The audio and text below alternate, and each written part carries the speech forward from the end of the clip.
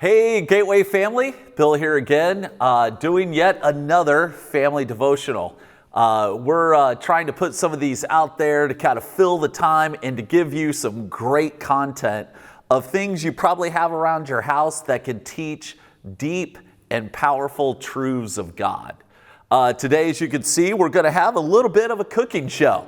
And everyone loves a good recipe. This is a simple four-part step to make the perfect shake.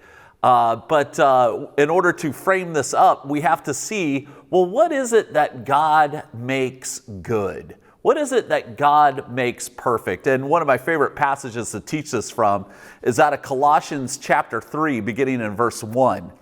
It says, "Since then you have been raised with Christ. Set your hearts on things above, where Christ is seated at the right hand of God. Set your mind on things above, not on earthly things, for you died, and your life is now hidden with Christ in God. When Christ, who is your life, appears, then you will also appear with him in glory." Such a powerful, powerful passage. But notice what God has done in Christ. He has raised Christ. He has seated Christ on the throne of all authority. He has given him all glory, and it's almost this incredible invitation to say, hey, set your mind, set your heart where all this good that I've done is. And of course, what could be better than good than if you make a perfect milkshake or Blizzard or whatever brand you want to call it. To me, once you add ice cream, it's just all good. And so what we're going to do here, we have a blender and we have some ice cream. This is obviously your base. And of course, I just have classic vanilla here. I always start with something plain because I'm going to make it delicious with all the flavors. And as you can tell, this should probably be for, maybe 2 or 3 or more, but I don't see anyone else here to share with. And so you start with that. You're going to want to add a little bit of milk. And of course, when I'm making a dessert, I always go with whole milk because it might as well be full fat, I mean, why skimp on anything less than that? Okay, here we go. All right, even after all of that, it's going to be good. Now, what you don't want to do is flood the ice cream. You want to put just enough in so that it balances out. You want to give it just the right amount so it can start the swirl, but the ice cream will surrender to the grind. So you get your blender going here, get it going, and boom. All right, so we got our start. And it's looking pretty good. It's a little watery. That's okay. We can always add a little bit more ice cream, which is going to thicken it up. Because the second level, I don't know if you could see this, but these are dark chocolate Dove candies filled with peanut butter. It's almost a crime that humanity can make something so delicious. And so I would eat those straight, but you add them to a milkshake and it really does something special. Now, in order to get it to grind a little bit more, you got to hit this one a little harder. All right. Now, it is good.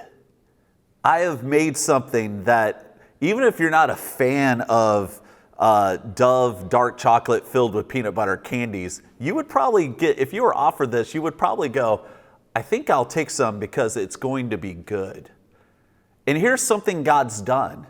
He has risen Christ and seated him. And he implores us to focus on the good and to set our minds on the good and to set our hearts on the good. But we know how it gets. In fact, Colossians 3 goes on and says, "Put to death, therefore, whatever belongs to your earthly nature: sexual immorality, impurity, lust, evil desires, and greed, which is idolatry. Because of these, the wrath of God is coming. And it's amazing how Paul has gone from one extreme to the highest of the high, and then kind of highlights it and kind of juxtapose this with the lowest of the low. You know, these things are so base. These things are so kind of low.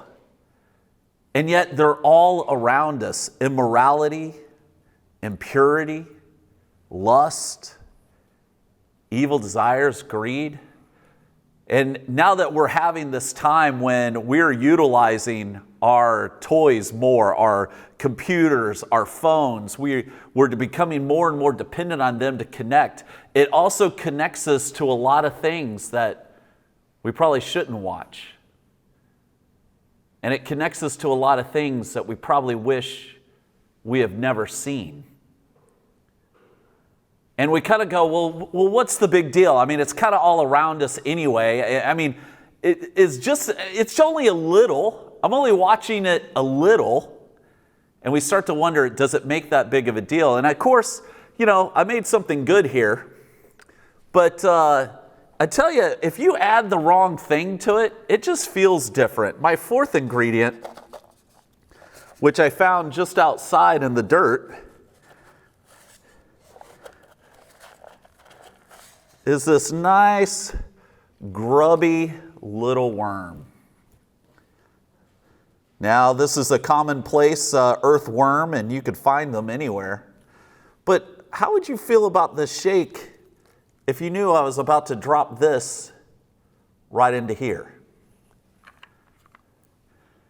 And we think, well, it's just a little bit. I see this in teens when you kind of do just enough sin to fit in. I've seen this at work when you kind of just, you know you don't mean to flirt, but you don't shut it down. You know, we're online and everyone's doing it anyway, and it's just a little bit. Well, when you look at the volume of shake that I have in that little worm, you kind of go, well, that was little, but I tell you what, if you blend it up,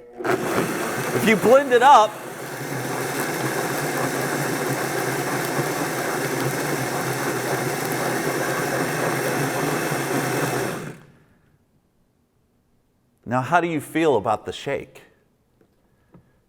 It was just a little sin. It was just a little worm. And look, you can't even see it, but you know it's in there. When you know it's in there, you feel differently about what you've created. I mean, it would be like it would be almost as if I just threw caution to the wind and said, you know, I really don't care. But yet when you go to drink, it automatically makes you feel a certain way. And this is so important because you start to understand that hey, put to death whatever belongs to your earthly nature. Why? Because of these things, God's wrath is coming. Because I think we could all agree that for a lot of us, we all have a little bit more than just a little worm in our shake. And it kind of leaves us with this sense of, like, man, are you really going to drink that? Are you really going to put that in your mouth? Would you drink that? And of course, I know there's some teenage boy out there go, oh, I'll totally do it. In fact, I'm going to do it right next. And I commend you. But when you think of it as sin, how about it? If you have this in your life, are you just going to leave it there? Colossians goes on to say, but now you must also rid yourselves of all things such as these: anger, rage, malice, slander, filthy language from your lips. Do not lie to each other, since you have taken off the old self with its practices and have put on the new self, which is being renewed in the knowledge and the image of its creator.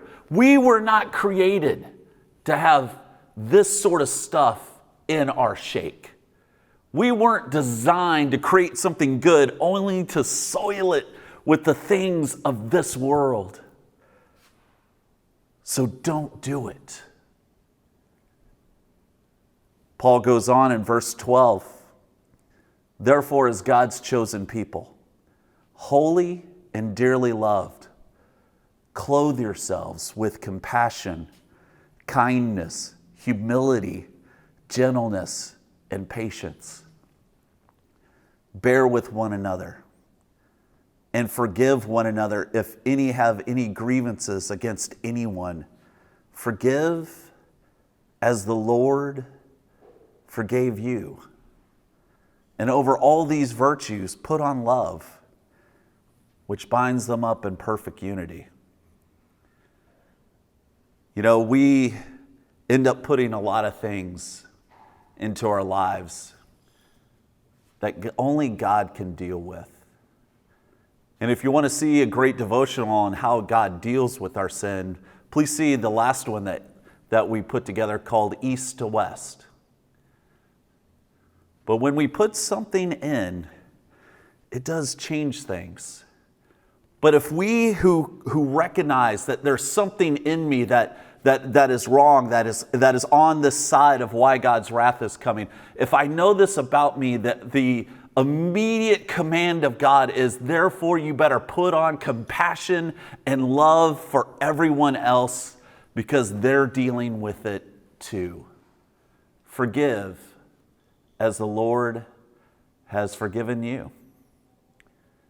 Because when you start to join in God in this ministry, when you start to join in understanding that only God can remove the things that we put in, then you can enjoy your life. And you can have a little bit of the shake.